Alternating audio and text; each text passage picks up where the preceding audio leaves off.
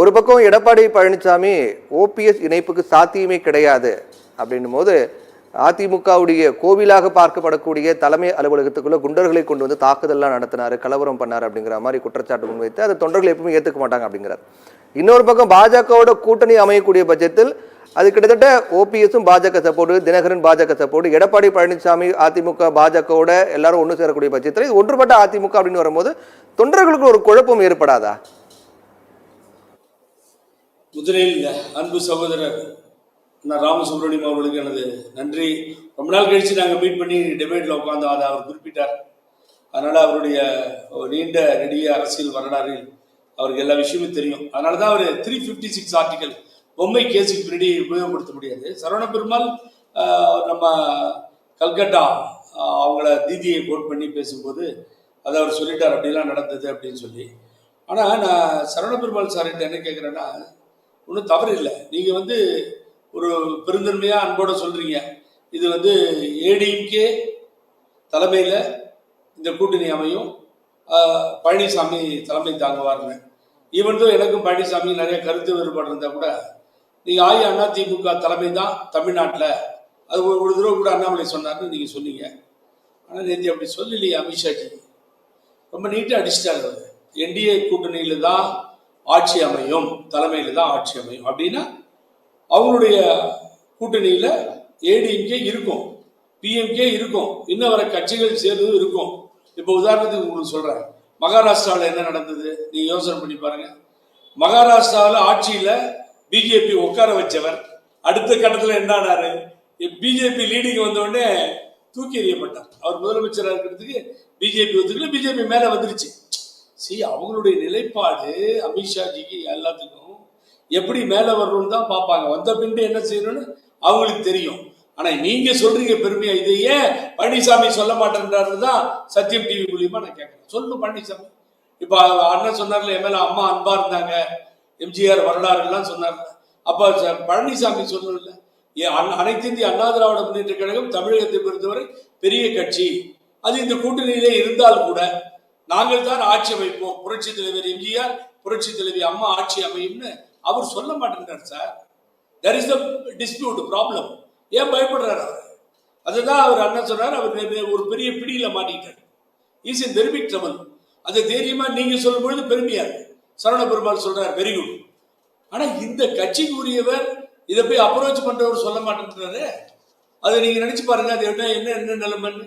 இதை விட மோசமா கையெழுத்து இயக்கம் நடக்குது, எய்தர் ரைட் ஆர் ராங். ரோட்ல போயிட்டு இருக்காரு கும்மிடிப்பட்டி எம்எல்ஏ, அவரை நிறுத்தி பிஜேபிக்காரங்க இறங்குற விஷயம் இறங்கிட்டார். எல்லாம் ஊருக்காரங்க தானே, ஜாலியா இறங்குறாரு. ஒரு கையெழுத்து போடுங்கன்னா அவருக்கு எந்த கொள்கையும் தெரிஞ்சதோ என்னவோ தெரியல, கையெழுத்து போட்டார். அது உண்மை. அதுக்கு உடனே கையெழுத்து போட்டாருன்னு அவரு தப்பாச்சு கட்டம் போட்டேன் அப்படின்னு சொல்றாரு. உடனே அவர் கட்சி விட்டு நீக்கிறது. தலவாய் சுந்தரம் RSS கூட்டத்தை துவக்கி வச்சாருன்னு கட்சி விட்டு நீக்கிறது. இதெல்லாம் எப்படி இதெல்லாம் சரி பண்ண முடியும்னு நினைக்கிறீங்க நீங்க? இத்தனையும் மீறி இந்த கூட்டணி அமையும் பொழுது இவருடைய தலைமையை மக்கள் ஏற்றுக்கொள்வார்களா? இதை அண்ணாமலை என்ன பண்ண ரொம்ப சூப்பரா, பாரதிய ஜனதா கட்சி தலைவர் 7 இடங்கள்ல டெபாசிட் போச்சு, 13 இடத்துல பின்னாடி போயிட்டீங்க, 3வது இடத்துக்கு போயிட்டீங்க, நாங்க 2வது இடத்துக்கு வந்துட்டோம். இந்த நிலைப்பாடு அதிமுக ஏற்பட்டிருக்கு. ஆகவே நாங்கள் 2வது இடத்தை பிடித்தோம் அப்படின்னு பெருமையெல்லாம் சொல்லிக்கிட்டார். இப்ப எல்லாம் சேர்ந்து போகும் பொழுது இதையெல்லாம் சார்ட் அவுட் பண்ண வேண்டிய கடமை இவர்களுக்கு உண்டு. நீங்க அடுத்த பாயிண்ட்டுக்கு வந்தார் அரவிந்த். ஓபிஎஸ்சியும் திருப்பதி விகே சசிகலா என்கின்ற சின்னம்மாவையும் எப்படி சரி செய்து கொண்டு போவார்கள் சொல்லி நிச்சயமா சொல்லியிருப்பார். யாரு? அமித்ஷாஜி என்ன சொல்லியிருப்பார் எனக்கு புரியும் அந்த அரசியல். You forget it, no problem, they are with us both. Sasikala TTV எல்லாருமே எங்கிட்ட இருக்காங்க, கொடுங்க நாங்கள் பார்த்துக்கிறோம்னு சொல்லியிருப்பார். ஆகவே பெறுகிற சீட்ல ஓபிஎஸ்சியும் திருமதி விகே சசிகலா என்கின்ற சின்னம்மாவையும் பிரித்து கொடுத்து பிஜேபி சிம்பிள்ல நில்லுங்கன்னு சொல்றது கூட ஒரு வாய்ப்பு இருக்கு. அது ஒன்றும் ஓபிஎஸ் மறுக்க மாட்டார்.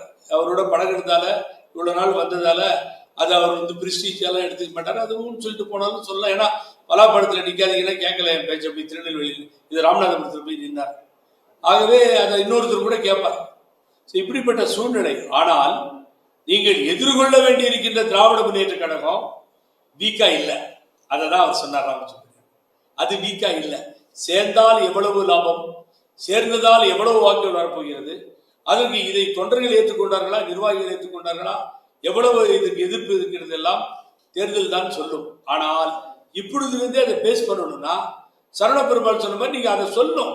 எடப்பாடி பழனிசாமி ஆமாயா தப்பு பண்ணிட்டேன், நான் இது சொன்னது தப்பாச்சு, மக்கள் முன்னாடி நாங்க பிஜேபியோட தான் பயணிக்கிறோம், சேர்ந்து போறோங்க, கூட்டணி அமைக்க போறோங்க, நீங்க தயவு செஞ்சு ஏத்துக்கோங்க, திமுக இப்படி எல்லாம் சொல்ல வேண்டியது தானே.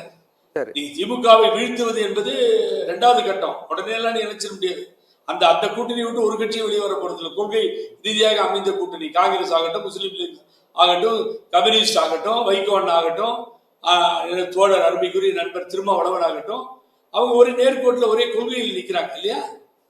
நம்ம கொங்கு வேளாளர் கட்சி ஆகட்டும், அவங்க வரமாட்டாங்க.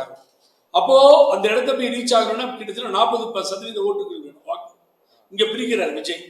ஸோ இந்த அரசியல் கட்டத்தில் மறைமுகமான ஆதரவை தொடர்ந்து பேசிக்கொண்டு வந்தால் பழனிசாமி பெரிய ஆபத்தாக போய் முடியும். மக்கள் அதை விரும்ப மாட்டார்கள் என்பதை நான் இப்பொழுது பதிவு செய்கிறேன்.